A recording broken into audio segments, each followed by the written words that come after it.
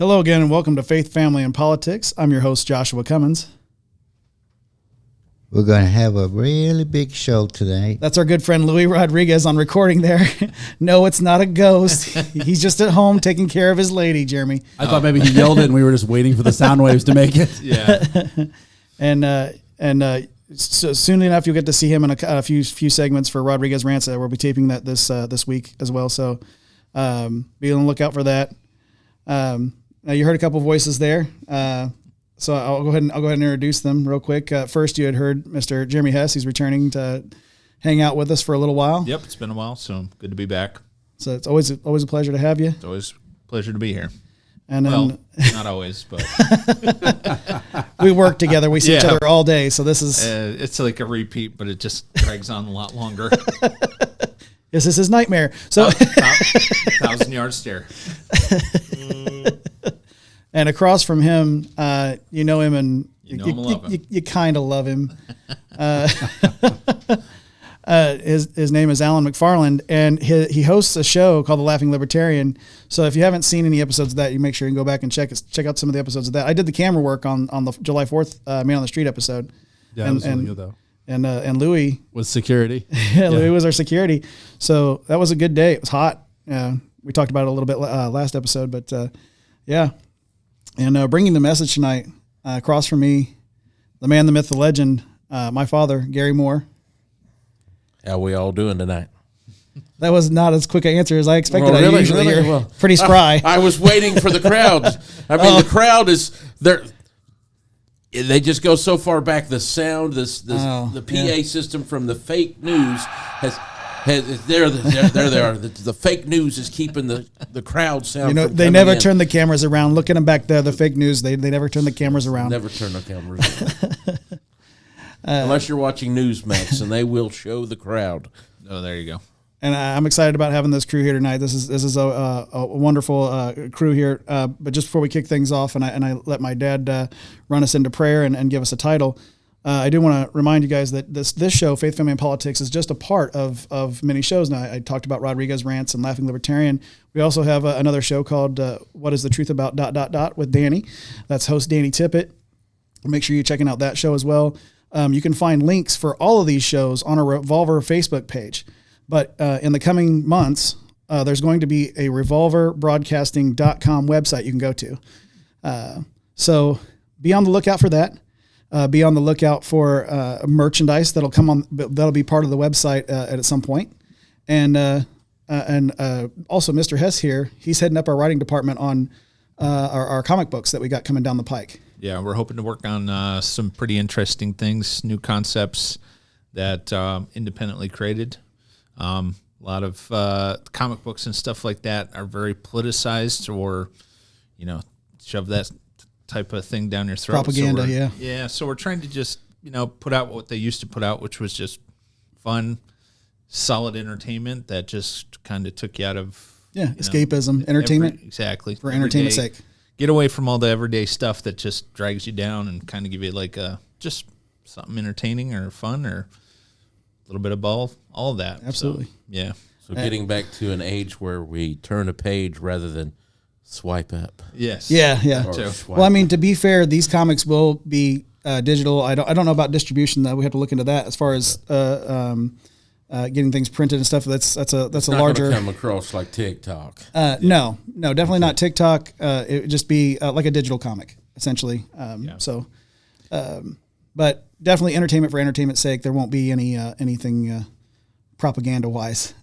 Whether it be left or right, straight down the middle, just life, and let it unfold as it does. And if there is politics, it's not stuff that rams it down your throat. It's just what's There's happening. always going to be something political or social. It's just we're not going to just hammer it into your head like, well, if you don't believe this, you're a bad person. No, just throw out different ideas and then let people judge for themselves what they believe. Kind of what we used to learn in history class, where it was like, here's the truth of it, the good and the bad. Now you judge for yourself, instead of just, well, if you don't believe this, you're this, and this. So yeah, it'll be nice to see when we get to pull the curtain back on those, and we're going to try to make sure that those are available on the website as well. And there's a few other things coming down the pike, but I can't actually talk about them right now because they're so far down the pike for us financially. So without further ado, we've got a title tonight there, Dad. Yes. To the victor goes the spoil. To the victor goes the spoil. Yes. I like it. You like it? Yeah. I hope everyone does. Especially guys named Victor. Yeah. So Victor goes the spoil. Yes. Victor comes out smelling like roses. The rest of us are still paying taxes on the victory. He must be from Transylvania and Victor, yeah? Yes. Transylvania, and Pennsylvania. Oh, that's Dutch. Spoiler alert. Sorry. Sorry, Dad. And That just went think, off you the trails haven't real even had quick. a chance to get started. Even yet. Alan was shaking his head on that, like, Man, no, this that's is this is getting rough. Now, see, this is what happens when you get the wrong people together. That's right. We just go crazy. It's hard to say what we'll do next. Alan's tired, so his quick draw is not here tonight. So when he does, It'll it's come gonna around. be, yeah. It'll come around. It'll come around. Something will be said tonight, and Alan will step in to rare form. Yeah, like All right, Saki, well, he'll let's- circle back. Let's bow our heads and have a word of prayer. Yes, sir.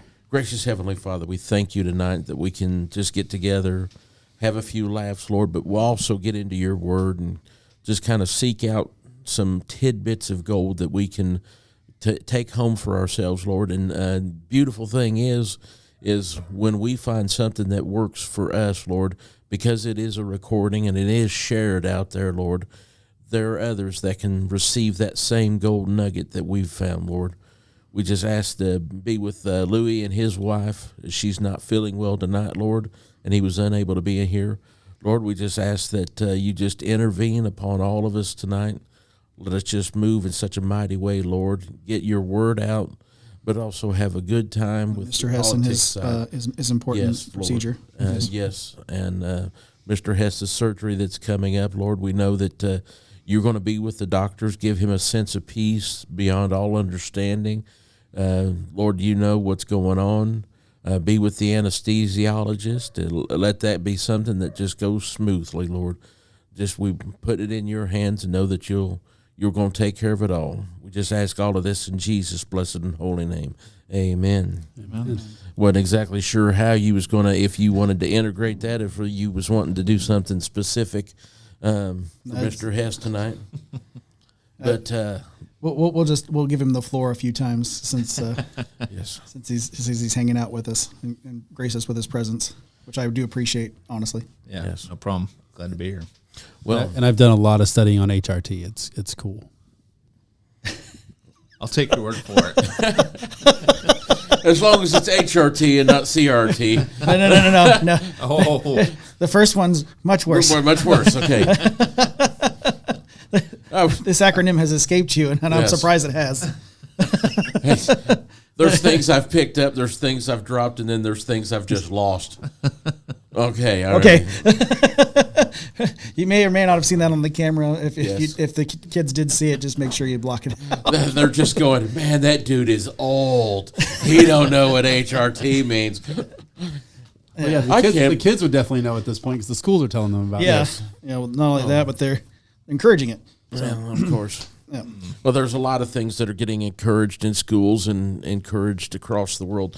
But listen, there are warriors out there that see the big picture, and they see the big picture in life.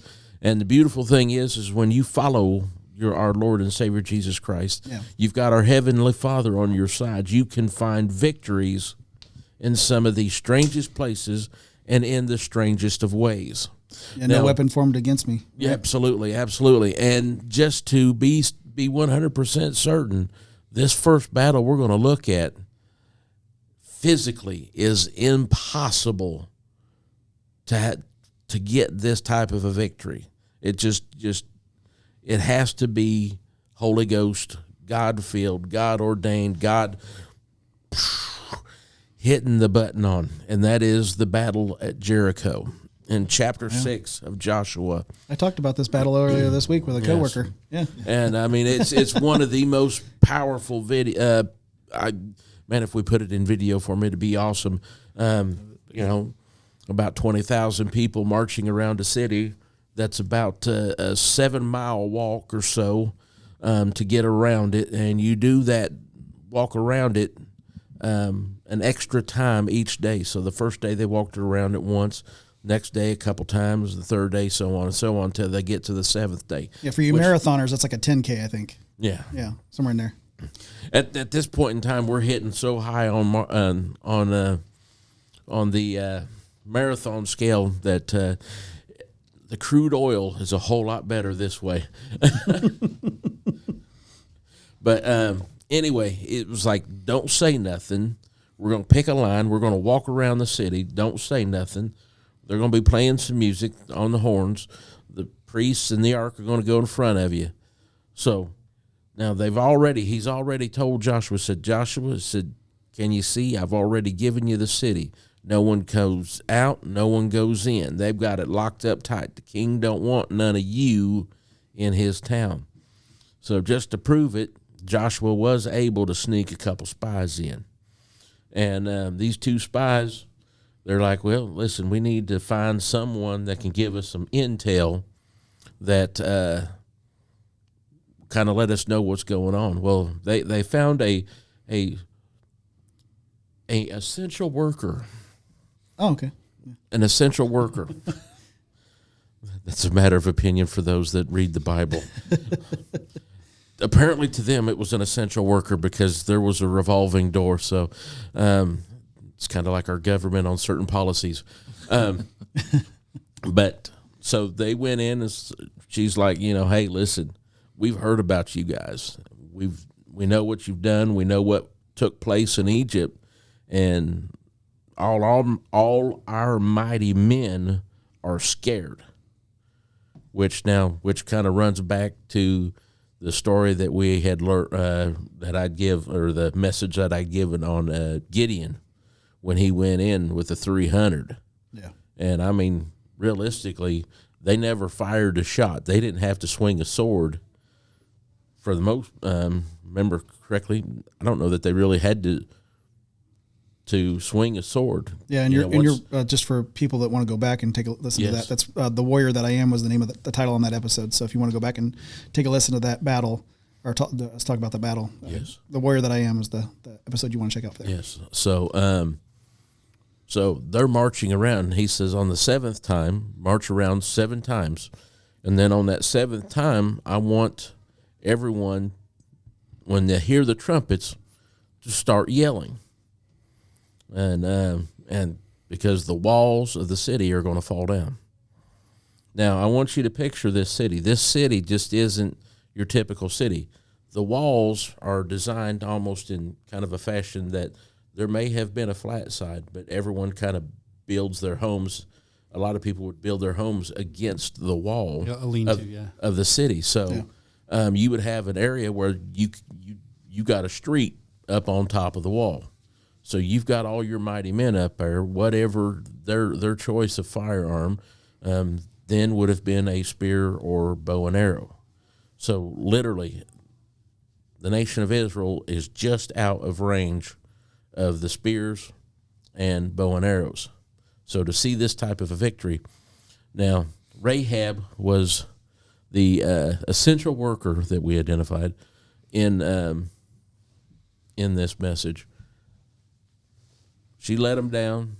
They come back and said, now listen, what you let us down on, you put it in the window. Whoever's in your house, they're saved. If we don't see this, you're out of luck. But God, with those shouts, which is almost very similar to the shout that a similar shout to degree that was given for Gideon. And so when you look at this, so they're given this great victory that there's no way in the world man could have walked around. I don't care how many people. You're not going to stomp on dirt and cause a wall and homes to fall. It's just not possible. So we see here that God gave great victory. Now, he told him, he said, the only thing that comes out is the gold, the silver, and the brass. And the brass, like the brass pots and everything. and those were to go into the treasury for the church or for the temple, and everything else killed. The only to survive is whoever's with Rahab and in her house. Those could survive. So they went through. They get this great victory, and then the next battle is this little city called Ai. And not only is the city little, but the spelling of the name is literally AI. If someone else wants to throw a Hebrew pronunciation to AI, I don't know exactly what that would be. I couldn't tell you, actually. They're, If Bo were here, he'd know. yes. So nonetheless, Artificial intelligence. yes, Sure. Try that. very AI, AR, which I didn't know the Bible stepped into the Matrix, but come on. well, at least it's not IT, so we're good to go there. But with that stated, they go in, they send a couple spies. It's like, hey, listen, they're awful small. I think we can do this ourselves. And unfortunately, a man by the name of Achan kind of coveted. He broke the 10 Commandments. He coveted what some articles that some clothing, a bar of gold, and I believe something else. And he coveted that. So they lost 36 men the first time they went into battle Ai. It's like, listen, when they went in the first time, they said, hey, listen, we don't need to send all the people. Just let a small band go. Well, they lost 36, and Joshua come back and says, like, Lord, you shouldn't have had us come out of Egypt or cross the Jordan, if this is what was going to take place. And he's like, why are you on the ground? Get up. You've sinned. Why don't you talk to me about that? Let's discuss that. And Just per chance, was Achan about 3 foot tall and wearing a lot of green? I mean, if he coveted had gold been that ankle, much, he'd have been a little shorter. No, but maybe a red beard ringer. yeah, possibly. Well, nonetheless, he ended up in the bottom of a bottomless pit. They should have known, so to speak, in the end result. But God identified, hey, listen, what spoil is there is yours. So, the first victory is mine. The second victory is y'all's. So you can have the cattle, you can have the sheep, you can have the gold, you can have the fine clothes if you want them. They did the Reeboks and whatnot. Yeah, when they got everything squared away, and Achan and his family, unfortunately, because they had cursed the nation of Israel, they found themselves losing everything. So sometimes the spoil is truly a spoil, not a glorious spoil. But the victory that they got in Ai was also one that was still with man, but it's beautiful to see how God is very military oriented. A lot of people don't even realize that. He said, now Joshua, they know who you are, so they'll see you, and the king will see you. He says, I don't want you to go in looking like you're going in for the victory. He said, I want you to kind of look like a general celebrity type thing, yeah? Yeah. He said, I want you to go in looking a little tired, a little wore out from the battle that you had with Jericho. And he says, but here's what you need to know, but they won't know. You're going to take a band of guys and you're going to put them on the west side of the city. And at the point in time that I tell you to, you're going to do something, and they're going to go in and burn the city. So nonetheless, once again here, we've military strategy beyond you. If you can find some way to get a crew in behind as they're moving forward, you just come right in and you can squash them in. Nothing like you want to catch a bug, you catching a fly, you catch him with 2 hands. Get him like that if you can. Sometimes you can do it with one. Louis hand. the master fly catcher. Yeah. I don't know. I don't know. I don't know. Ralph think you were here. Macchiaro done pretty good there in the Karate Kid. No, you weren't here for that episode, but I think was you here, Alan, when he caught that fly? Yeah. Yeah. I mean, it was amazing because we were all just sitting there kind of talking, and he goes, "Oh, okay," and just kind of shows up with his fly in his hand. Okay, Mr. Miyagi, how did you do that? But taking it in even a little deeper, as believers, one of the beautiful thing is we're given several gifts of the Spirit that we get to enjoy. And these things come about literally once we have lost a battle. This is the one time that you can lose a battle and the victory is even greater. And that is when you defeat sin and you surrender your life over to Jesus Christ, that he can be your Lord and Savior, you get greater victories. You know, so many people will go through and they'll run a race all to win a prize, but only one gets to win.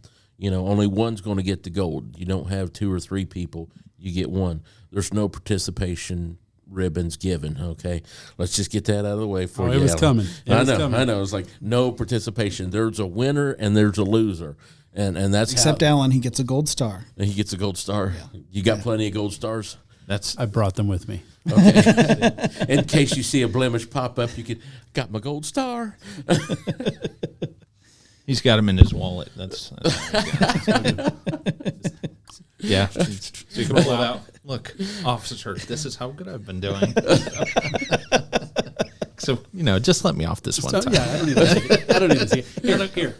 Yeah. I'll give you one. Got to boop them. Got to boop one. Yeah, you've got one there, but we won't put one right here. So that one completes the ensemble. Yes, sir. If you boop me again, I will shoot you. Oh, sorry. I don't care if it's in the body cam. We'll tase you first, and then we'll shoot you. That's fair. That's fair. You get too close, we'll pepper spray you, tase you, and then we'll shoot you. I do like talking about Jericho in particular because I talk about the levels of faith that someone could have.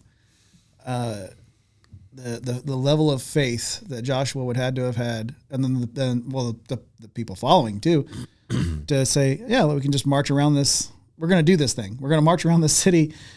So like I said, we're doing 10 kilometers or so every day for 7 days, and then at the end we're going to play some instruments, trumpets in particular, I believe, right? And horns. Horns. They probably would have been the horn, because there's specific horns too, I believe, right? But just imagine the level of faith that it took to say, yeah, let's do that, because to everyone else that had to look like they needed straitjackets, and so to follow God like that and to have their eyes on God like that, that's amazing to me. Yeah. I want that kind of commitment. Yeah. The other thing is you're sitting there in silence for 7 days, and there's something about the seventh day I'll bring up here in just a second. Certainly. Because you're going through what's the people of Jericho doing as they're watching you march around. It's like, well, we've got the potential to win this because they're not coming in. They're not even trying. They're staying out of the range of the arrows, but they're getting ready to do something. But what's it going to be? But right now, doesn't look like you're doing anything. Well, I don't know what the equivalent of popcorn was back then, but they was probably just hanging out on the wall, just snacking it up and laughing, right? They thought they had a comedy bit in front of them. I'm sure by day 6 that was definitely the case. Yeah. Definitely the case. But the beautiful thing is one of the things it said, Scripture identifies that on the 7th day, God rested. So he made the 7th day what? A holy day. So that was the day that man was to rest. But here is realistically, to my knowledge, the only time in Scripture that man went through and on the holy day went past his limit of distance in traveling for a Sabbath day journey. I don't even know if you could get like I don't remember. And maybe Sterling can have it, and I'm sure, hey, comment what a Sabbath day's journey is. I don't even know that it was, I think it was like a half mile or something. It could have been less than that. He's got Google at his disposal, or, DuckDuckGo or whatever I've got set up. I think it's Bing. It might be Bing set up over there. DuckDuckGo, I thought that was the one that says Google won't be following you anymore. Or is that DuckGo? There's DuckDuckGo. That's a search engine. And then there's Microsoft has Bing. I don't do Yahoo, but yeah, there's quite a few search engines out there. We don't have to do Google. Man, we got all kind of fancy, cool stuff around here, don't we? Well, we can go back in the day like Dogpile or Ask Jeeves or something like that. All righty. Well, hey, they're not around that's anymore. nice to know. But sorry, I got off track. yeah, no worries. But to see the fact that God allowed them to make the 7 trips around the city on the Sabbath day, on the 7th day, and to me that just kind of says something about, it's like when they kind of misrepresented, it's like, well, you can't heal on the Sabbath. It's like, hey, wait a minute, but the children of Israel walked around Jericho 7 times on the 7th day. So on the Sabbath day, they was walking, and for the amount of people, and I don't know if it was an issue that as soon as the priests and the Levites, when they got to a specific point, that's when they started blowing. So to where, they were caught up with the end of the run of men that went into battle, or, it's hard. I don't know how they had them spaced out, but you've got people that are around on the backside still, depending upon how, the layout of the city and the distance of the, that stuff. Did you get anything for us there? 2,000 cubits. 2,000 cubits. All righty. So 2,000 cubits. So like 16, 18 inches. 18 inches, I think, is listed as a cubit. So we're at 3,600 then, or 3,600. Well, that'd be trying to that'd be 3,600. use my tablet here to get.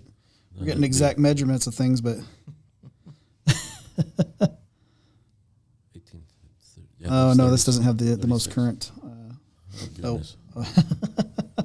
We'll say it's very limited as to how far they were allowed to go. Let's just run with the notion we're talking like a mile, Right. at best, a mile. So they've already beat that easily in the first trip around. So to say the least, yes. So that was something that when it dawned on me, that one there just hit me like a ton of bricks. I mean, Fort Knox opened up and all the gold fell out on me. It was like, everyone says, well, you're supposed to rest on the 7th day. You got to keep the 7th day holy. And you got to imagine they had people in that group like me would have been like, this fool doesn't know where he's going. He's been leading us around for 7 days. And we're going around again. No, well, you got a better option, Josh? Okay, we're going around again. But I'm saying, like, I don't know where he's going. One of the beautiful things about Joshua's situation, and there was another man that was there that had seen the promised land, him and Caleb. So they had already seen the spoils of the land. God identified that I've got a land for you that is filled with milk and honey, that floweth with milk and honey. So there was plenty for the land, and there would be cities that they would not build, that they would get to take advantage of. So that was one of the things when they went in, they did get that option. It wasn't just like what everyone's thinking, well, spoils of war. Okay, the gold, the silver, the brass, the diamonds, all the precious gems. Yeah, there's a portion of that there, but there's more to it. When you gain a victory like that, Abraham was told what he would receive in the end. So what was going to be his legacy was going to be the spoils of war that would run from the river of Egypt, and not 100% knowing the rivers in Egypt flow, don't flow. And right now, the Nile River and its 2 branches that come off the Mediterranean is the next to the Suez Canal. But I don't even list the canal. That's all man-made. But the Nile River is the one that flows year-round. Now, there'll be some... So it is there. We're not just in denial. Yeah, exactly. It's not a denial. Sorry, Alan. There's no Tanya Tucker going on Apologize. Even I rolled my eyes at that one. here. Yeah, exactly. Hess hears these that's jokes where all the- day long. He's over it. Or maybe a wah. Or maybe under it. Duck and cover. Exactly. Well, the interesting thing on that is, if you really look at it, it's like you said, walking around, a whole city, and you got to look at it like from their perspective, like what's the point of this whole thing? What's the point of walking around? How is this gonna knock down the wall or help us get in? Sometimes, a lot of times, God doesn't just spell it out for us. Yeah. Why we're going through a difficult time, why we do what we do, okay, I feel led to do this, but I don't know why I'm doing this. Yeah. Until maybe later on down the road, when you look back, and it's like you see how he guided and directed and how everything worked out. And I've seen that in my life recently, where it's just, I didn't understand why things happened the way they happened. It wasn't always good things. Sometimes it was bad things, but yet those good or bad things worked out to the point where it's like, I look back, it's like, wow, had I made any other decision, had I said, I'll just give up and, go back to where I came from, it probably would be a lot worse situation for me. But it was like, good or bad, it worked out better than I could have planned. Yeah. So sometimes we don't always see what God plans or why God plans the way he does. And then in those times, that's where our faith is, either we increase our faith because we trust in the Lord and he proves, that his word is true and that he can get us through these situations, or we lose faith and it's like a teaching situation where it's like, okay, well, let's go through this whole thing again. Like walking around the walls again. Yeah. And at some point, the people of Israel ended up, wandering around in the wilderness because, they made some pretty bad decisions. Well, because For 40 years, too. because 40 years. Well, in the end, because 10 said we're grasshoppers and 2 said we've got this. Right. And that's kind of the whole thing about to the victor comes the spoils, and that comes down to the notion that if you trust in God's process for your life, when it seems as though you're not winning, you're gaining something that you won't see, which kind of piggies back on what you're saying. For Caleb and Joshua, they had seen that promised land, so they had physically touched the victory, the spoils of what was going to take place. Mm-hmm. So for Abraham, as I had started from the river Egypt, so from the Nile to the Euphrates River, and basically to the Mediterranean, then coming south. And it doesn't really it alludes to a certain degree, but there's quite a bit of land that the nation of Israel has yet to see, and they will see at the time that Christ comes back the second time, and we set up the kingdom for the millennial, because Israel will see what they could have had and what it would have looked like just with computers. And if you think, as a side note, towards the end of Joshua's life, in his older age, he said he was stronger, or just as strong in his older age as he was when he was younger. I think he said he was stronger in his older age than, it was like, okay, the Lord said, you're going to be the one that brings them into the promised land, and I'm going to show you because of your faith, because you didn't say, oh, look at these giants, or look at this, the terrible situation. How are we going to do this? He said, I'm not going to question this. If the Lord said, this is our land. This is our land. We're going to take it. Yeah. And it was him and Caleb, the ones that said, yeah, we can do this. That were the ones that outlived, the other people that just, oh, I don't think so. It's just too much. And it looks, it's scary. And it's like, well, we say we saw how Joshua was blessed and how he saw victories that these guys, were long gone before that. And with his tag team partner, Caleb. Yeah. Caleb at 80 says, I don't want the flat ground. Give me the high ground. Let me tell you something, brother. Jeremy does it better. Let me tell you something, brother. Moses said I could have that mountain right there. He said, so I'm going to put my house right up there, right there in the middle of the giants. I'm going to kick them all out. So yeah, no, that's and see that is a victory, that just being able to say that, and at 80, being able to say, I don't need easy ground, I want the hard ground.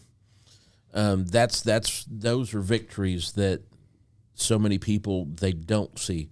And when we do go through hard times, and we don't view them as there is victories there, and that there's spoils of victory in those hard times, we kind of miss those victories till someone comes into our life. And someone comes into our life and they're struggling with whatever it is. Mm-hmm. And you go through and you can say, they're like, well, you don't understand where I am. Like, really?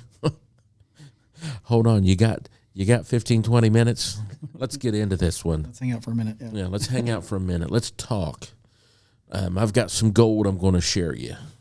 And once you see the gold, then you're gonna be like, be careful talking about gold around Alan now. It's a touchy subject because you watching that gold show a few weeks back. You never have enough of it. There's never enough. Precious metals. Yeah, it's pretty bad. The lithium is probably closer to being more valuable than gold. Wow. But I haven't looked at the markets, but and far more small children die because of it.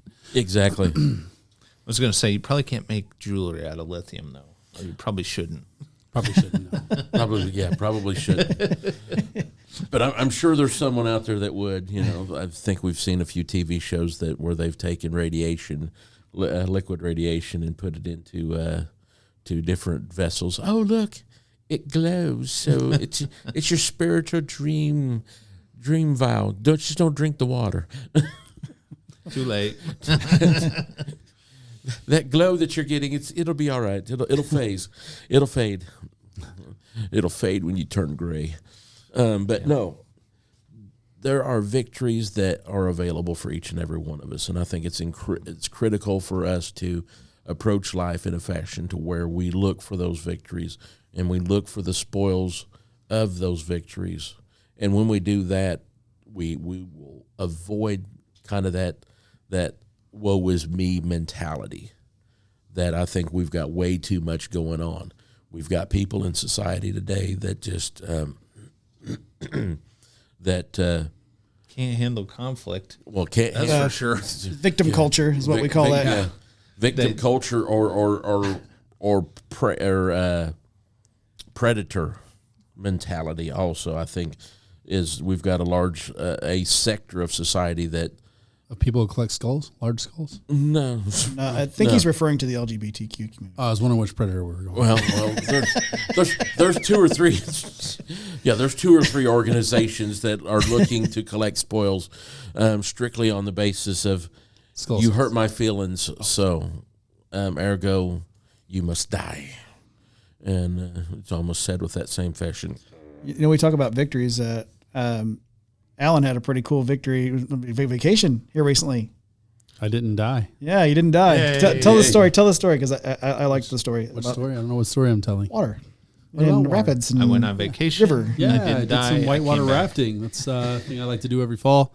Yeah, I didn't die. That was great. So one person almost did. Virginia? Yeah. Okay, there was more to that story. It was much more lively when he told it to me. So category 2 was actually category 4? We hit a lot of we had 9 category 5s. Oh, goodness. 9 category 5s, 14-foot waterfall, the Gauley River. It's fantastic. Yeah, it's highly recommend it, and his guide was Pablo. Actually, it's not too bad out there paddling. I mean, especially when you hear the banjos, you really you paddle faster. You paddle faster, man. You really have a distinct edge there when you hear the banjos playing. No, it was a fantastic time. Did you bring your compound bow with you? That's the best question. I didn't.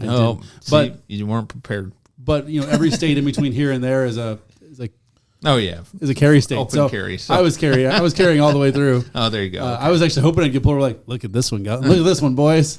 But no, we did have one guy who went out in the water, tried to breathe that water. They got him back out, got the water out of him, and then his food came up. He was an older gentleman, and unfortunately, he had to be medevaced out. That was pretty brutal. Wow. He was gray, not looking that great.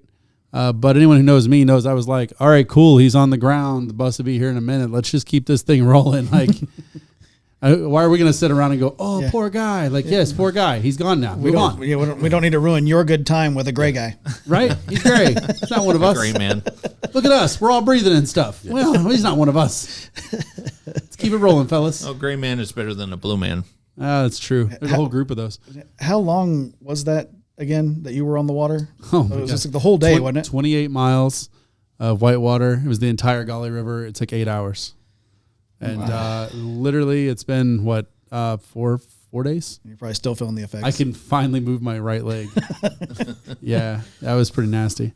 He texted me when he got back. He said, I survived. I survived. That's all I can tell. I can't tell you what kind of shape I'm in, but I can tell you I'm alive. I'm alive. He couldn't muster verbal conversation until the next day. So what's your favorite vacation? When you go somewhere and there's a possibility you're going to die? That is my favorite. Don't. It really is my favorite. Actually, that's why people go snorkeling or deep sea diving. It's one of my favorite parts, and this sounds so bad, it sounds so absolutely awful, especially for your show and not mine, is the simple fact that there was a fantastic feeling when you're sitting in a boat next to another boat that flipped, and those people all have like their eyes wide open and they're gasping for air because they just about died in the water, and you're like, that wasn't us. We're better than you. We're number one. We're number one. Right.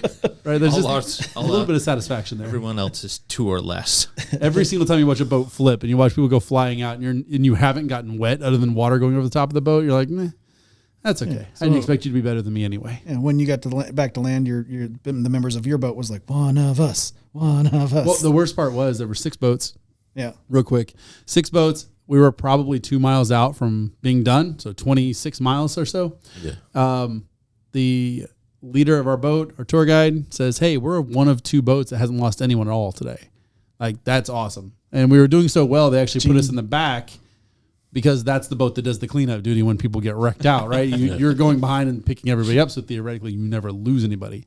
Small wave, maybe 3 feet, didn't even crest over the top of the front of the boat. Woman was talking to her husband, not paying attention, didn't have her feet in place. Little bitty wave, bloop, and she just goes tumbling into the water. She Bidened it. Yeah, just right. Yeah, exactly. 3 points of contact and over the side. Yeah, I mean, not even 2 good stairs in a row. At least it was a wave. Thanks. That was a poke at me because I can't make it downstairs without twisting my ankle. I wasn't even taking a shot at you. I was just gonna say, at least it was a wave and not just the person's feet. Right. He didn't just. Like she didn't just trip. Yeah. So it was so pathetic. It was like these Category 5s that literally waves as big as vehicles hitting this thing. 14-foot waterfall. She doesn't come out. Tiny, like 2 or 3 foot wave, just a little ripple and then a little wave, and then she just falls over the side. But no, it was a fantastic time. Like I said, West Virginia, beautiful place. Oh yes, it is. Full of libertarians. That's not a bad thing. That's not a bad thing. Hey, that's where our Timcast is. Yeah. So anyway, it's a pretty cool show. That's enough of that. Yeah, Timcast is a pretty cool show. No, West Virginia. I tried to get him to play Mr. Sunshine himself, John Denver, on the way there. He said, "No way, sir. I will not be doing that." So I sent him a song called "Undertow" from the band Tool. Yeah. Yeah. After he just got freshly talking to us about I'm kind of worried about not coming back alive. A little nervous, yeah. Yeah. The gully's not something to play with. No, not in the least. Not in the least. I haven't been any quite like that. We did some tubing down in Tennessee, down south of. Good golly! I was in the bad golly. I was in the bad golly. Yeah, you was in the bad golly. Good golly. I was in the bad golly. Yeah. There was a couple spots that we had that was could be rough, but nothing drastic. But it was pretty cool, kind of doing the river on a tube, and you'd have some spots where you drop off, and if you didn't drop off right, you just got looped and you were just thrown to the bottom. and just pummeled by the water till you can get to the bottom. You just, when you feel yourself go over, you just go over, grab that one last breath of air and know that you're going to hit bottom. Just make sure that your feet hit bottom and kick up and out. And as long as you do that, you're fine. That's the opposite of what they told us. Really? Because the current's so strong, if your feet get stuck under a rock, you're done. You're done. They said the difference between having your feet up versus having your feet down is the difference between a rescue and a recovery. I was like, wow, thanks. I'm a word guy. I appreciate you saying rescue because we're alive and recovery because we're just going to send your corpse back. Well, And I will just steer clear of the water. yes. Oh, no. No, I was thinking water park. That's about the extreme that I go as far as water. Anything water. Yeah. So now I don't know what I'm going to do next year. Like literally, I've done the big bad. Skydiving? No, I want to do more water, but I have to, if I were to do, there's only one place that's a little more extreme than the Gully, and it's out west. And then everything else is on other continents, and I don't like foreign people. If he does skydiving, Just kidding, he's also got to do Rocky Mountain climbing, and he's got to do a full 8 seconds on a bull named Fu Manchu. I'm pretty sure that's how the things go. Probably, I think that's the order. Yeah, Yeah. that's probably the order. Then you want to swim with sharks. I've heard that's pretty exciting. Man, I don't like being in their element. I don't. As a very strong 2A guy, I don't like anybody in my house, so I don't go in theirs. Very true. Very true. They're at the advantage. Right. No, swimming with sharks would be very cool. We've done some rock climbing, but nothing to any great degree. Most of my stuff has stayed pretty calm, but most of my good stories, some of them are just lies. At least some of my best stories are lies. Exaggerated truths. No, that one's flat out lies. Straight out lies. Straight out lies. Hey, listen, when everyone's going, who's got, when guys get together, they have a tendency to, Who's got the coolest scars? That kind of thing. coolest scars or, We did that this week. and you in can, New York, we call that one-upmanship. That's and so at this point, I don't mean to brag, but I totally have the best. This or whatever. shoot. I did 4.5 years in the Marine Corps, so I don't know. That's pretty exciting. Yeah. Well, that's a victory. You're here. Yeah. Yeah. Yes. Yeah. I mean, you had tours, obviously. I mean, Yeah, I wasn't base on that a groundside. little My bit. brother he was groundside for the war in Iraq. So we got to experience some dangerous areas. We definitely got hazard pay when we were in Kuwait because we were close enough for them to shoot Scud missiles at us. And, you never know if it's like nuclear, biological, chemical. I don't think they have nuclear, but, biological, chemical weapons, they were definitely known for having that type of thing. So, it got a little hairy for a little bit, but it wasn't like my brother, doing the same thing, but, actually having to shoot back at people and, hoping that the armor on the Humvee or, holds or that the tanks get up there and take care of business. So, and we were over there at the same time. So it was a little bit of a challenge for my parents. because he came home too. Yeah, he came home safe.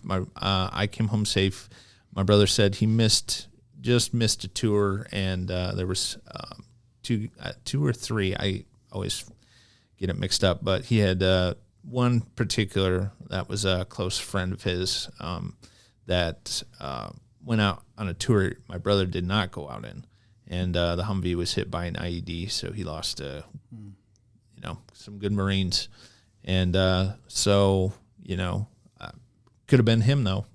That was just one of those chances you just never know. And, anytime you're in any kind of overseas, even in this country, even back then, there's still dangers. Yeah. But, came through it okay. But I think, for the most part, it was just experiencing, we just, not celebrated, but we remember 9/11 and everything that was entailed with that. I think everybody kind of can tell you where they were if they were alive at that time. Yeah. and were cognizant of what was going on could tell you where they were at that time.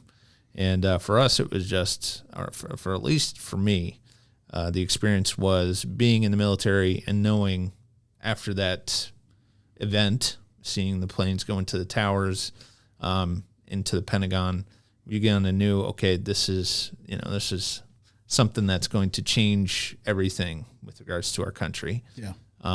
We knew that we were in a combat situation, even if we weren't directly in combat, but we knew we were going to be taking part of something that was going to change, the very foundation, not the foundations, but the very way we handled our, the foreign and domestic policies, how we changed our own politics here at home too. Yeah. I mean Patriot Act, you went right into effect. People didn't bat an eye.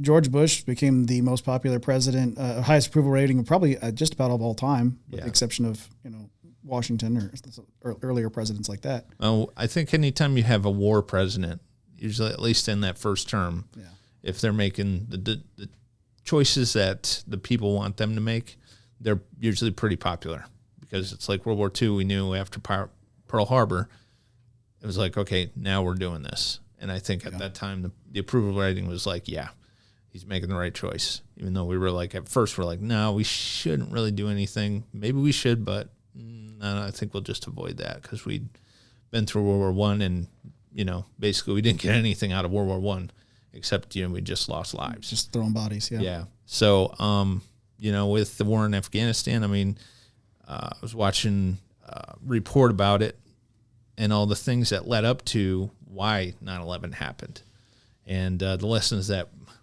we supposedly had learned after the fact that just kind of got swept under the rug. And then here we are 21 years later, which is kind of crazy to believe. But 21 years later, and it's like, did we really? I think we did. We really forgot a lot of the lessons, and we're making some of the same mistakes, same choices that are going to lead to, I don't know if it's going to be another 9/11, but, I don't want to see that. Certainly left enough weapons over there. But it's like, we're not being as careful as we should be with how we deal with, the foreign policy. We're not as careful as we should be with allowing people into our country. We're just making a lot of the same mistakes that we did that led up to 9/11. And I think we're making more mistakes for different reasons. But yes, Biden there in his speech said, we said that we wouldn't forget, and I kind of felt like I don't know what you remember. Maybe your speechwriter might remember something, but at this point in time, that's a whole other story. I said we remember the day. Yeah. We remember what happened, but we forgot the lessons that we were supposed to take away from that day, or what led up to that day. Yeah. And it's kind of like we're back to, if not, like you said, I think we're worse than what we were before 9/11 happened back in 2001. Yeah. And it's just like we're making the same mistakes. If you ignore history, you're doomed to repeat it, type of thing. And it's kind of like, it's no hate towards anyone in particular. It's just like the system is just pushing it into this realm of, well, it's going to happen.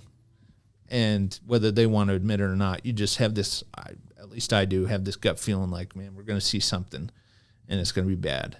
And the problem is we're so busy tearing at each other's throats that we're ignoring, like someone said, how small this world actually is. Yeah. And it's like the minute we don't respect that is the minute that we see something terrible happen, whether it's in our country or another country. That's just when like, oh, and now we're galvanized again. But it's like we could have avoided this if we'd just made better decisions, and if we listened to the will of the people rather than just a political, just virtue signaling. Yeah, virtue signaling, Yeah. And it's like, we look at popular culture, and everyone's like, oh, it's just movies. And it's like, no. Look at what they're saying. Look at what they're really pushing. Yeah. And this is not just stuff that's, it's entertainment. It's not entertainment anymore. It's just Now they're trying to pound into your skull, you believe this or else. Yeah. It's not even programming anymore. It's just flat out, you believe this or else. It's just schools, colleges, all this stuff is just hammering into your head. You've got to believe this. You have to believe this. It's like, okay, well. Orwellian society. Yeah. What happened to, people that have different political views, coming together and agreeing on certain things and still, hey, I still want to see this country's, democracy, our republic survive this. But we're not going to agree on everything. No one's going to agree with Certainly not everything. No, if you agree with someone 100% politically, you probably need a straitjacket. Yeah, on every point. The whole point is to have an open dialect of communication that allows each party to address the avenues that we need to either go down, not go down, or go down part the way. And we, as a society today, we can't even manage to do that. We have two political entities that are half-hearted in their approach. You've got one that just, half of America is saying these people are just idiots. The other half is saying that the other half is idiots and extremists and. Yeah, according to our current president, I'm an extremist threat, right, Alan? Civil war. Unfortunately, I'm not saying let's do it. Okay, I'm not saying that. I think it's, and the bad part is for violence. Don't call for it, Alan. Don't. No, We're he's not trying to. Don't call not for it. looking for it. But I'm just here to kind of let people know that if you think it's going to be easy, you're sadly mistaken. Because in the end, there are military individuals that know what the government's doing, and they're preparing their families and those that are specifically close, because they're not going to tell everyone, because then the government's going to make them disappear. So they've kept a tight lip. And, of course, a lot of people will go through and say, well, you're just a prepper. You're a doomsday dork. I was like, no. Guys that have got 20 years in the military and have seen and been privy to information are going to go through, and they're going to make sure that their family is protected. No, I really hope that we're not heading towards an event, but, I mean, a lot of signs could point to a possibility. But... I heard you bring up immigration earlier. So I think let's talk immigration. So are we talking immigration or migration? Well, I like the migration that took place into... Yes, I had to break that down for somebody earlier. Yes, I like the migration that took place into Martha's Vineyard. That was beautiful. That's where we're going. And so coming from Fox News, we had they actually tried to talk to Vice President Harris about it. So Vice President Harris ignores questions on migrants arriving outside her residence. Shocker. After secure border claim. Right? Not shocking, really. Vice President Kamala Harris refused to comment Thursday on two migrant buses from Del Rio, Texas, that arrived outside her residence on the Naval Observatory in Washington, D.C. just hours earlier. Over 100 people who were picked up in Eagle Pass, Texas, were sent by Governor Greg Abbott. Woohoo! The group includes migrants from Venezuela, Uruguay, Colombia, and Mexico. Multiple migrants asked by Fox News Digital said they think that the border is open, contrary to what Harris had said Sunday during an interview. By the way, Alan, we got to go through and she check out that actually interview said something a little more. Because usually anything that's stupid, she just laughs at. So there was an entire interview of her talking about. Very true. Yeah. But Harris spoke Thursday morning at the United We Stand Summit hosted in the White House. As the vice president walked out of the East Room following her remarks, a White House pool reporter asked her for a comment on the recent arrival of migrants near D.C. residence. Harris looked at the reporter and continued walking without answering. It's not a real question if I walk away. Right. And the latest convoy of buses, just hours after Florida Governor Ron DeSantis followed through on his similar promise to drop off illegal immigrants in progressive states, sending 2 planes full of migrants to the Martha's Vineyard earlier this week. Perfect place. It's a perfect place to drop them So off. all those people that had the signs out that we believe this and we believe that. And Now, the thing I'm upset about, now they're invading the space of the guy that makes big, giant swords because he lives in Martha's Vineyard. But, man, I guess we could start the war right there. He's got the weapons of mass we're not destruction. making a call to action. These guys are trying to get me banned. Not banned, just controversial to the edge. Like a sword's edge. Okay. Belichick, Kobe Bryant, they both knew the rules. They knew where the judges and the refs would stand, so they knew where they could get away with different things.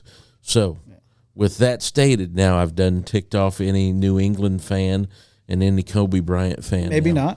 not. They understand they were cheaters. It's okay. I'm not going to say Kobe was a cheater. I'm just going to say he learned how to skirt the rules and Work around them, yeah. Yes, so I still think he's better than LeBron. That's true. I don't think anyone at this table is going to. Disagree with that. My only problem was inevitably at the end of the day he didn't have enough hang time. But True. and that comes big I was Kobe fan. trying to That was a decide how death I joke. wanted to. How I really. I'm like, do I want to roll with this one the way it's being done? Probably not. Not really. No.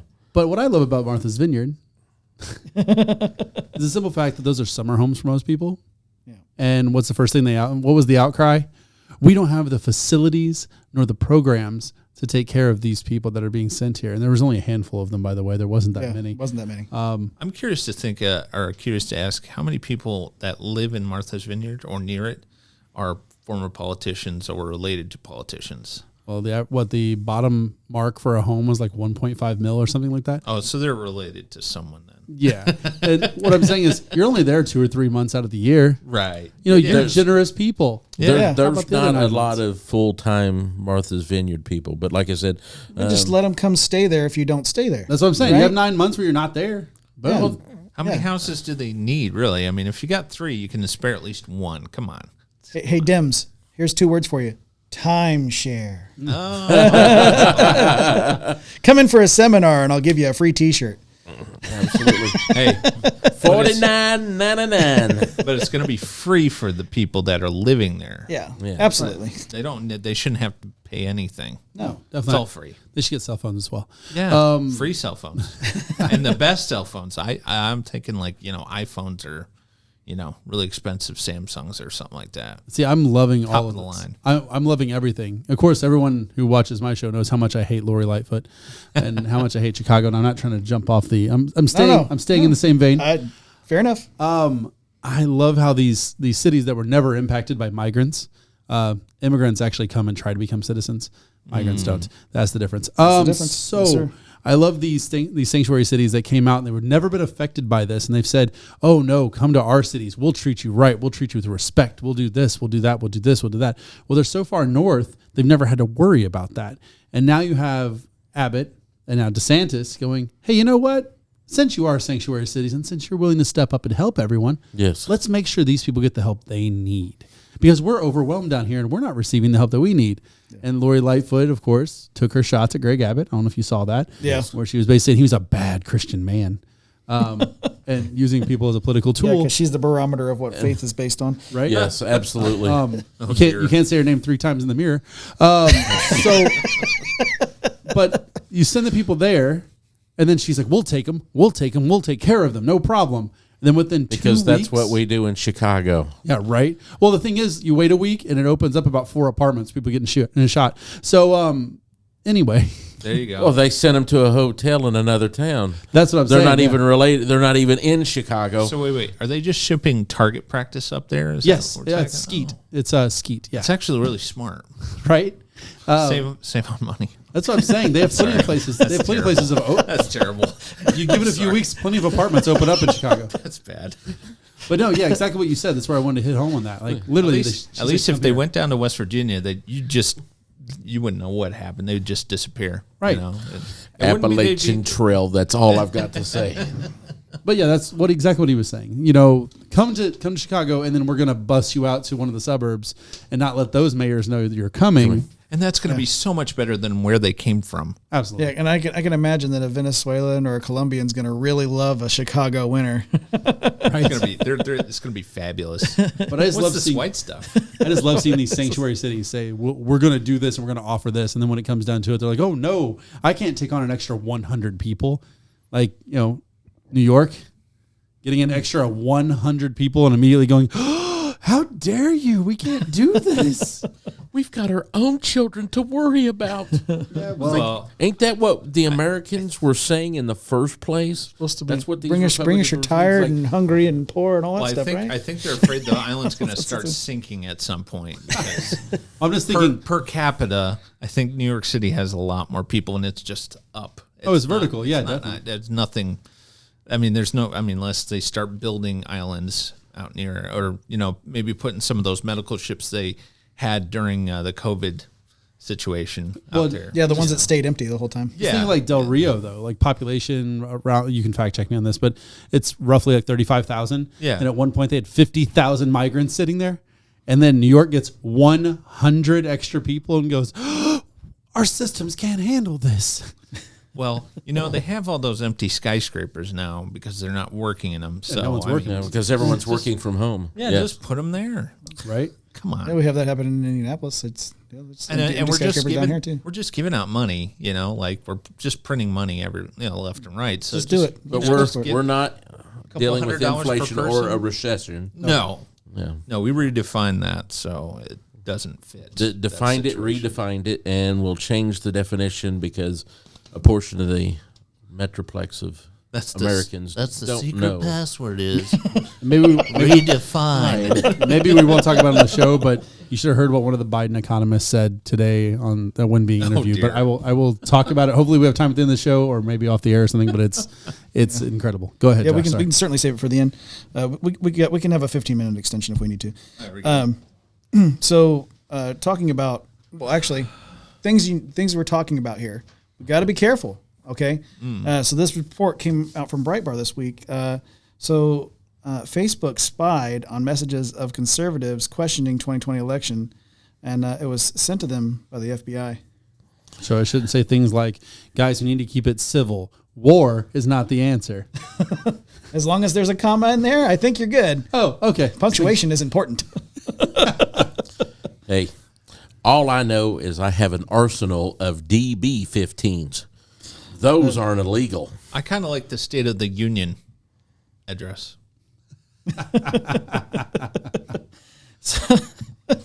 Good work. Sorry. So, a recent report claims that Facebook has been spying on the private messages of American users My word. and reporting them I'm to shocked. the FBI if they express anti-government sentiments or question the 2020 election. Alan, we might be in trouble for That's fine. That's okay. you and I are I'm back always, and forth on Messenger all the I'm time. always in trouble. I think he'll survive. This comes in part as a FBI collaboration operation. An employee at Facebook red flagged private messages containing such sentiments over the past 19 months, transmitting redacted versions of the domestic terrorism operational unit at the FBI headquarters in Washington, D.C. This was all done without a subpoena. One anonymous source stated, "It was done outside the legal process and without probable cause. Facebook provides the FBI with private conversations which are protected by the First Amendment without any subpoena," end quote. The private messages were shared as, quote, leads to the FBI field offices around the U.S., which then requested subpoenas from the partner U.S. Attorney's Office in their district to obtain the private conversations they had already been provided with by Facebook. So Is this how I lost my page? Likely, and we talk. We won't say his name because he doesn't deserve. But he was probably this person that got your page taken down was likely either a Facebook operative or an FBI operative.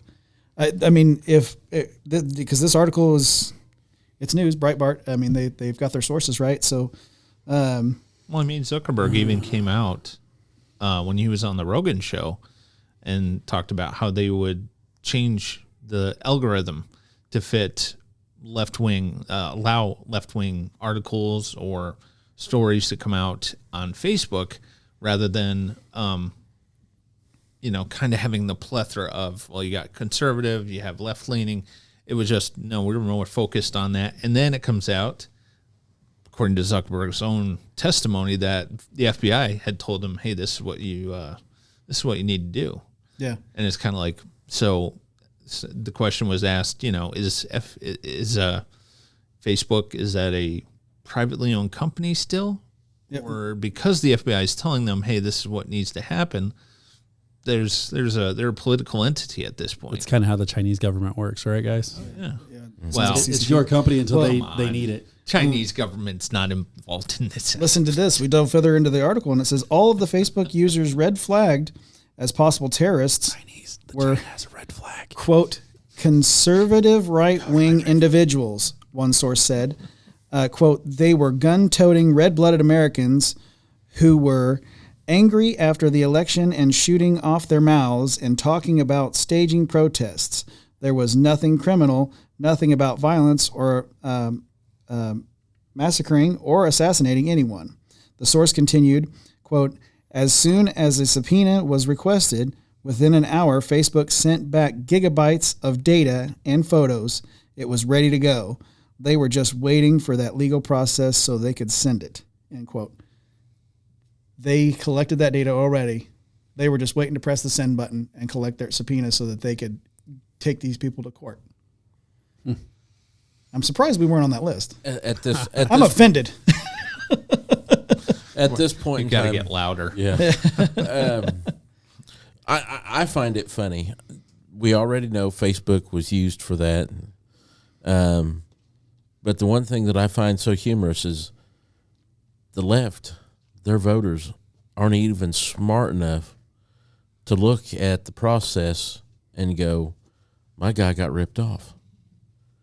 2 elections, Bernie won, but it went to the other person. And Primaries. Well, hey, listen. Bernie had the nod. For the primary. You're referring to primary. Through the primaries. Through the primaries. We just want to make sure that we're using correct terms so that we don't get booted. Yeah, come on, boot me. Boot me specifically. Please, give it a try. The Democrats are so narrow-minded that they'll buy anything that they'll tell them. Hillary went up against Bernie and lost. They cheated. And, it was like they felt bad for a minute. And then they likely cheated. Yeah. Well, of course. I just want to make sure I add that verbiage in there so that it's... Okay. Yeah. It was there. It was obvious. They used the same... And the bad part is they used the game plan twice and perfected it better so they could use it the way they'd used it. So for the rest of the conspiracy theorists, you've got the China virus that was just as much, and I, kudos to Trump for calling it the China virus. Well, we call it the Chinese virus because it comes from China. Yeah. Well, let's just call it what it really is. It is a government. It is a government-induced respiratory infection. Yeah. Okay. Multiple governments were tied to that facility. The United States was tied to it. Fauci knew it. That was what the whole gain of function research was all about. Yeah, that absolutely. They was questioning. So our government knew what was going on there. They knew what was being cooked. That same kind of research was happening in Ukraine. Yes. As well. So they knew. So it's not. It is a government virus that was Weak. Oh, sorry. Yeah, very, very true. Well, the worst. How many times did you beat it? Twice. I beat it once. I was going to say the worst part of it is that, I mean, we've seen it before where the Dems have an election. We have an election, and like I think it was the second time George Bush went through, and he actually won. And it was like they called it out. Oh, you cheated. Somebody cheated to get him back in. And then it was like the next election. Oh, they cheated. And it was back and forth, back and forth. Yeah. And now it's like the same thing, except they are like, before it was like, oh, you could say that, but okay, conspiracy theories, they sweep it under the rug. And now it's like, if you even hint that election You're a was threat. You are a direct threat to democracy, according to what Extremist threat, to be more accurate. Yeah, former Vice President Joe Biden says.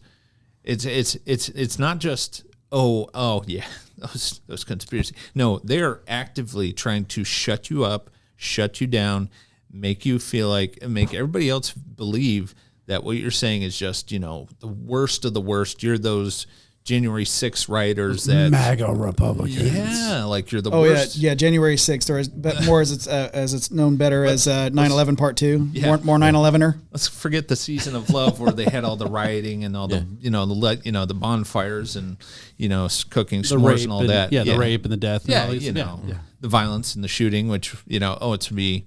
We don't believe in that, but that was full of that. We don't talk about it. And the chop of the Chaz where the guns will be handing until the guns were handed to 14 and 15-year-olds. Yeah. Yeah, that's all good. And that was the thing. It was just, but it's like, you can't even question it now. Before it was like, oh, you just knew there were going to be people that were like, oh, they cheated. How did he win that election? How did she win? Whatever. But it was just like, now it's just like, you are the worst. Like, you are the worst threat. You are up there with those guys that perpetrated 9/11. You are that bad. You're basically a domestic terrorist. So most secure election of all time. Oh yes, 81 million votes. I remember more than Barack Obama. They were so secure they were putting cardboard up on the windows so you couldn't look in to see them. Pulling boxes out from underneath the table and booting Republican observers out and onto the street and not letting them back in. They had to use binoculars to look in to see that they weren't cheating. Yeah, but fair and balanced. Sure. 100%. But that should be like the red flag for any American who has studied any kind of history. It should be a red flag when they are like, do not question this or else we will destroy your life or try to the point where you have no credibility or anything like that. If you have a group that's actively trying to do that, well, now we're going to, this, fascist style of handling elections and handling the public so that you are scared to death to say, no, that's not right, or stand out against what is popular opinion. Because we know it was still, with regard to this last presidential election, it was still pretty close to 50-50. Even though they made everybody think like, oh, everybody, it's like, 70 left leaning and, 30 right. It's like, no, it was pretty much 50-50, but yet somehow they found, a lot more votes to get, 3 a.m. 3 a.m. is pretty significant time in the morning, You wake up the next morning, it's like, wow, everything is like totally different than what it was when I went to bed. What happened here? I stayed up all night. I was wondering what was going on. Joey found 200,000 votes in a county. It's like, that's pretty good. he went from being 100,000 behind to being 100,000 ahead. And literally I had to, kind of look at someone. I says, they closed the polls. They stopped counting at 6 p.m. At 6 a.m. when the polls opened, he had a 200,000 point lead. Yeah. Questions. There's just a lot of questions. That's how I've always said that. There's just a lot of questions, and there's no like definitive answer as to with regard to any of those anything questions. Worth its weight, it can stand up to questioning. Right. It's true. But if you can't ask questions, they put they scare you into saying, well, if you say this or you question this, well, you're just, it's like, yeah, there's a problem there. There's something not right. That needs to be looked at. But something that was right this week is they coming out of the Washington Examiner, the lemon got squeezed. Don Lemon loses his primetime role in the latest CNN shakeup. Oh no. CNN host. The lemon got squeezed, and we're talking about a shakeup. I like Right? it. Well Not played. He just didn't have enough sugar going on. Maybe they should do a startup like. Just thought of it. I just lost it. While you're thinking about it, CNN host Don Lemon will move to mornings later this year, ending his primetime show, Don Lemon Tonight. Lemon will join hosts Poppy Harlow and Caitlin Collins, whoever they are, in debuting a new morning show, replacing current New Day hosts John Berman and Brianna Kalar, according to a press release by CNN.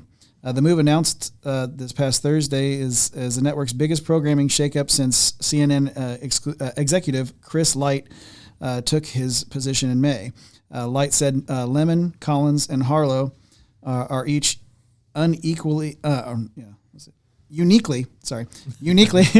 unequal. They're unequal. Hey, Yes. that is sexist. They truly are unequal. Uniquely intelligent, reliable, and Let's compelling. see those paychecks. I know they're not equal. The pay gap is real, folks. No. Oh no. Joke, obviously. Which will make for a refreshing way to begin the morning.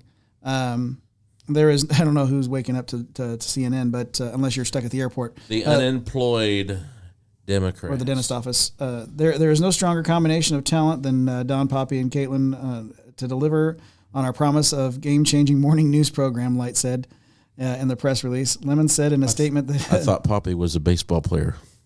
The last 8 years have been an incredible ride. I've had an opportunity to work with one of the best show teams in the business, but it's time to shake things up. I was honestly floored when Chris Light asked me to do this, and I'm honored to by his belief in me. He said, "Set your alarms, folks, because we're going to have a lot of fun." I have a feeling that because Don Lemon had a show on CNN Plus that was like their big selling point with CNN. Yeah. So go ahead. Sell him as your morning show. Sell him as your star player. What do you think about Lemon getting squeezed, Alan?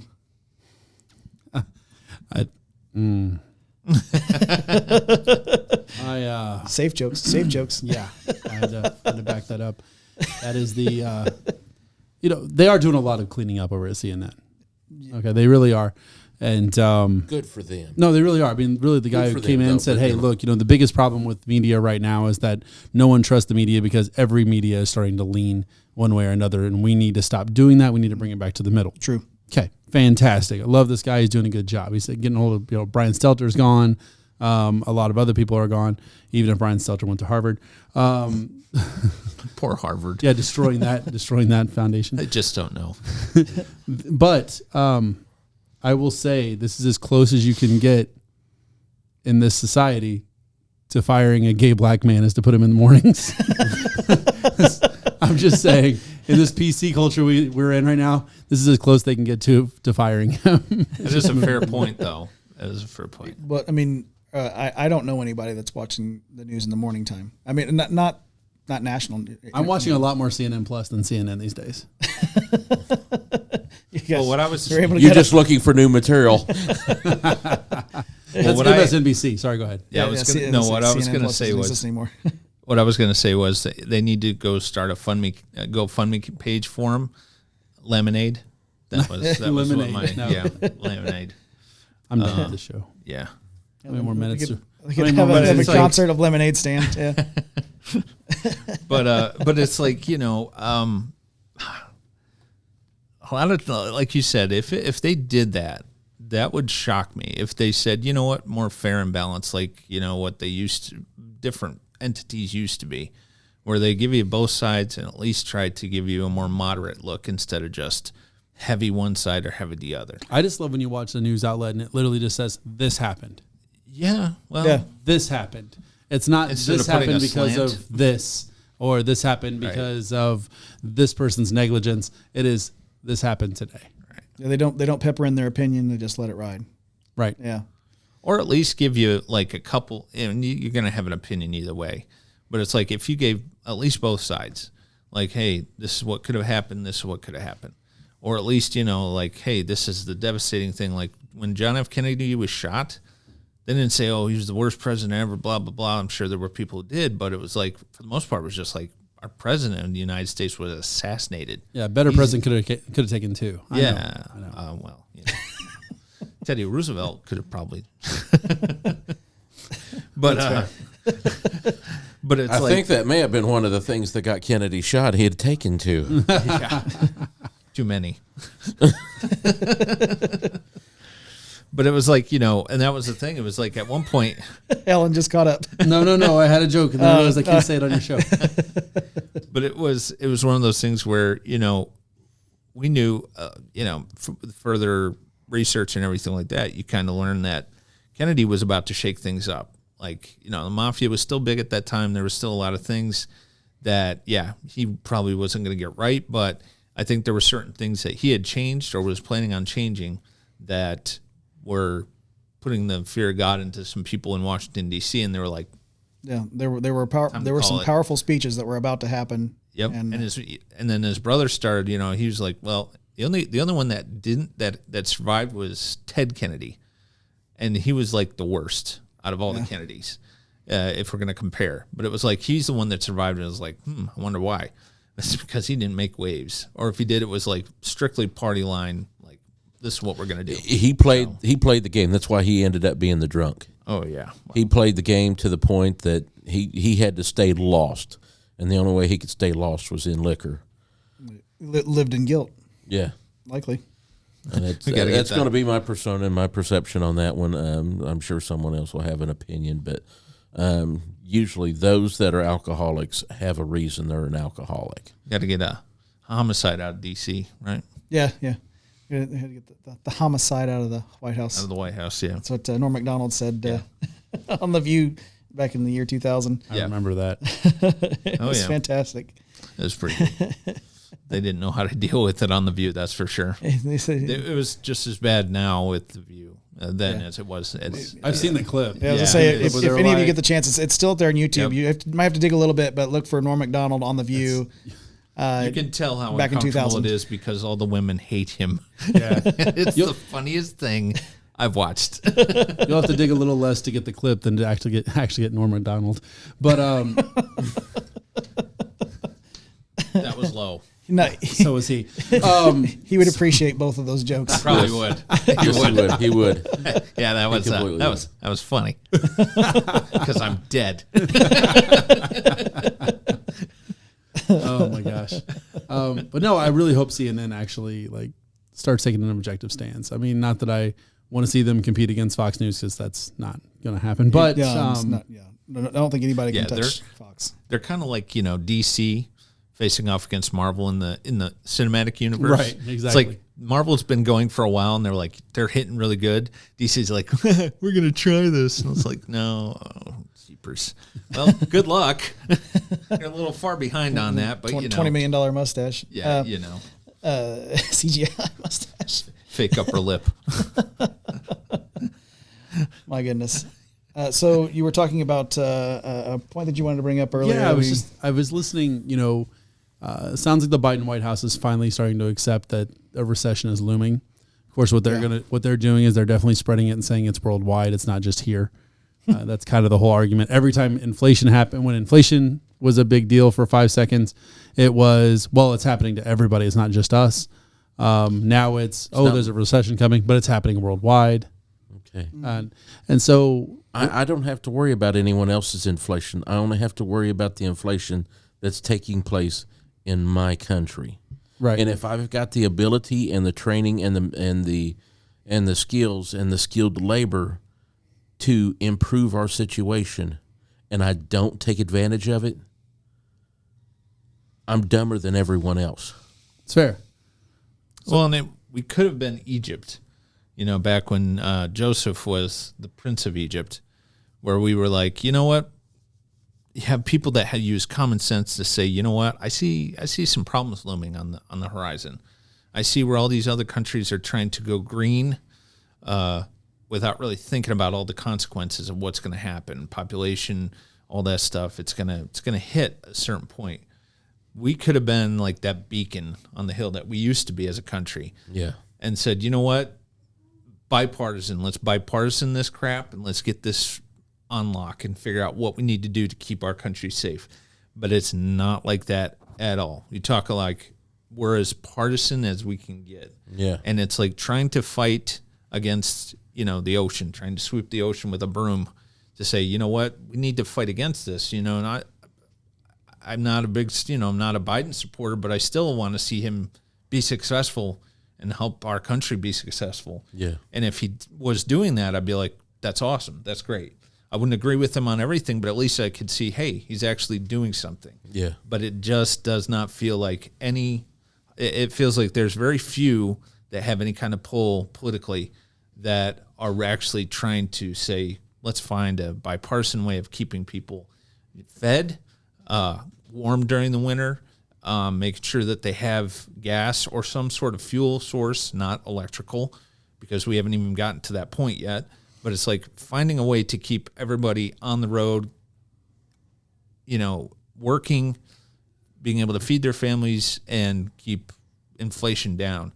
But it's like, it doesn't feel like that. It feels like the exact opposite, where it almost feels like they're trying to tear out the supports underneath and say, well, good luck to whoever survives this, good luck.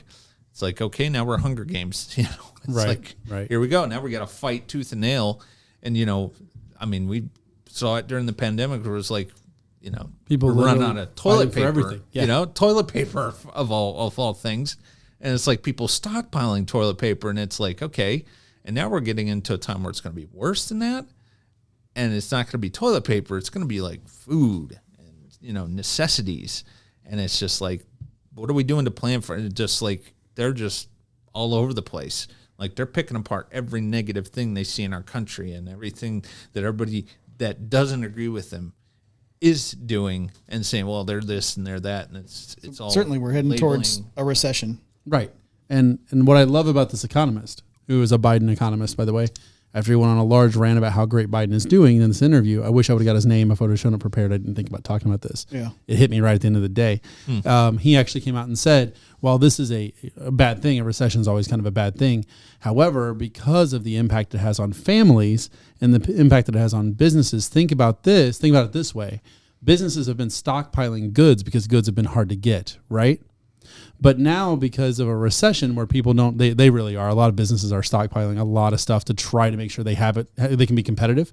But what he's saying now is because businesses have been doing this and the recession is going to hit and people won't have a lot of money, those businesses won't be able to sell those goods. Therefore, they will either liquidate or they will sell them at a discount to move their inventory, allowing the population to be able to afford those items.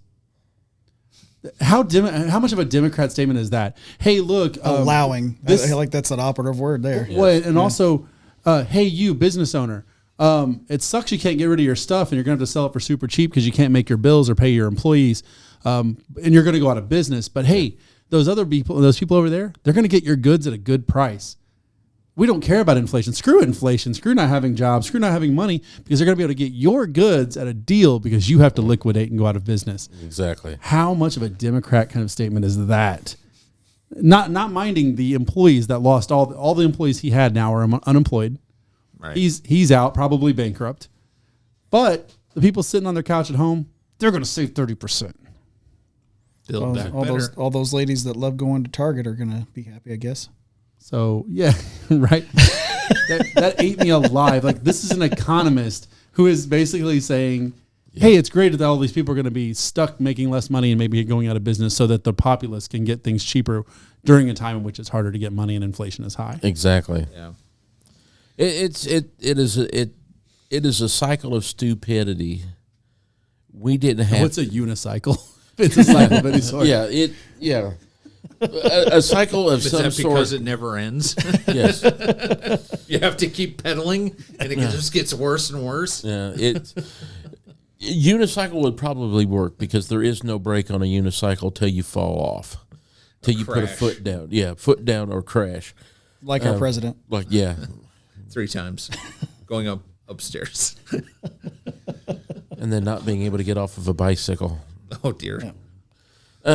Anyway, we're just going around in a circle on a unicycle, and it's stupid. It's a juggling act that they can't stop. Exactly. And it's like at some point, like you said, it's going to crash. It's going to fall apart because you can only go so long printing money and all this other stuff to the point where it's just like it's not going to work. Yeah. And then the next thing you know, they force us into getting their wish. The $15 an hour is now worth what it was when I was making $6 an hour when I was I just working for Kroger many years ago. I was going to say, and I just thought of this. It was like their whole thing, going back to the Democratic, election, sort of. But anyways, the last presidential election, the biggest thing that I remember them pushing was, well, the right, they don't care about the little guy. They care about just the big money, the big businesses. That's all they care about. But then they paint us as dumb rednecks. Yeah. Yeah. But it's like, now it's like, who's we're going to dumb rednecks that are all millionaires. But who's going to be hurting the worst in this recession? The little guy that they said they were going to protect and defend. Yeah, inflation's a tax. Yeah, and we're going to tax the rich people, so they're not going to have as much money as they used to. So, no one's looking good right now. Yeah, you tax the rich to the point that they find another country to abide in. Right. What does that do to the American worker? Well, now we're outsourcing jobs to other countries. Now you're outsourcing jobs. Now that we know we can work from home, now they can work from their home.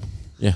Well, yeah. Now their that mansion. Yeah. Well, and you just if you can't work from home, they'll just replace you with a robot because I don't eat McDonald's, but I know that if you go down to the McDonald's right now, you could touch a screen and it's replaced the person working the counter. I went into one and I was like, I went to the counter. No one waited on me. I was there 5-6 minutes standing at the counter. Didn't even have lights on above the counter. They literally left the whole front area dark. And those looming screens were over there. The people were just in the kitchen working and covering the window.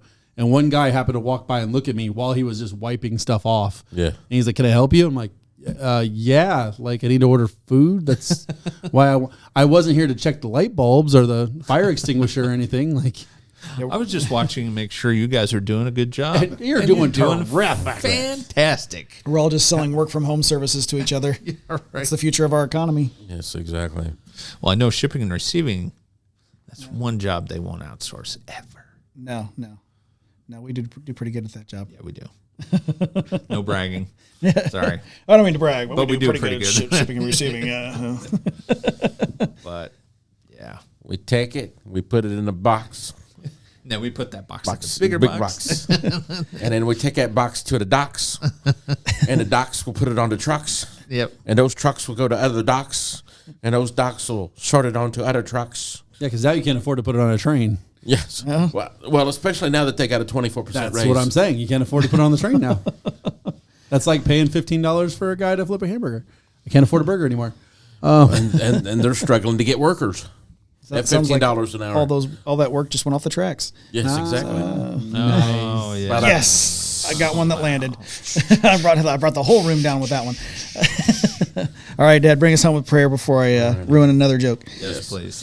Gracious Heavenly Father, we thank you for this evening. We just rejoice in the Lord of all that you do for us. Your Son dying upon the cross for us, Lord, most of all. But you just seem to give us golden nuggets at every turn, Lord. I know we struggle through life and we kind of joke at certain things, Lord, but in the end, we know who's in control, who sets up kingdoms, and who takes them down, Lord. We know that you, in the end, will win all. We are abiding in you and trusting in you, Lord. We ask all of this in Jesus' heavenly name. Amen. Amen. That was my father, Gary Moore. He brought the message this week. Thank you for joining us, sir. Well done, sir. Thank you. Great job, sir. Always a blessing to hang out with my oldest and Alan, one of my sons from another mother and another father. But I'll just go ahead and claim him also. Oh, shucks. Oh, shucks. Yes. Certainly love hanging out with Sterling, too. Yes, he's a blessing. You can never go wrong with Sterling. And you just met Mr. Hess tonight, so Yeah, I'm sure so he'll be he- welcomed into the family Yes. pretty quickly as well. Absolutely. Everyone does. Yep. Yeah, sooner or later. Right? We're all part of one race, the human race. So That's just right. keep that in mind. Not a skin color in the Lord's house. That's right. And so next to me, as was said before at the beginning of the program, You may know him. You may even love him. The host of Laughing Libertarian, Alan McFarland. Thank you for joining us, sir. Thank you, Josh. No, I really appreciate it. That was rather nerdy, but I liked it. I appreciated it. I appreciated it. I love it. It was beautiful. I just wanted to be like outspoken and loud all the time, and then when I say, "Thank you, Josh," Wow. I love it. And across from him, joining us this week, and I'm so glad he did. Thank you for joining us, Mr. Jeremy Hess. Glad to be here, man. Again, it was fun to be here, even with this guy. That's all right. That's all right. Burn. Turn the We blade. just need more cowbell next time. You got a fever with that? The only prescription is more cowbell. That's what they say. That's what I say. Yeah. Because I'm Bruce Dickinson. Yes, the Bruce Dickinson. So when you get up in the morning, you put your pants on like the rest of us. One leg at a time, except I make gold records. By the time we leave here, what will we be wearing? Gold-plated diapers. Don't question Bruce Dickinson. Never. And don't question the cowbell. And also, I mentioned him before, over in the producer's seat, we want to show him some love. Yeah. Mr. Sterling Metcalf Allen. He's like, I do this every week. Yeah. But all right, right on. Okay. Yeah, but it's still got to show him some love. That's right. He's a superstar, and he knows it, or he should. Thanks And- to everybody that's going to watch this. Yeah. Absolutely. And with all Really that glad being for them. said, I've been your host, Joshua Cummins. Thank you for joining us. We'll see you next week. Thanks, everyone. Take care.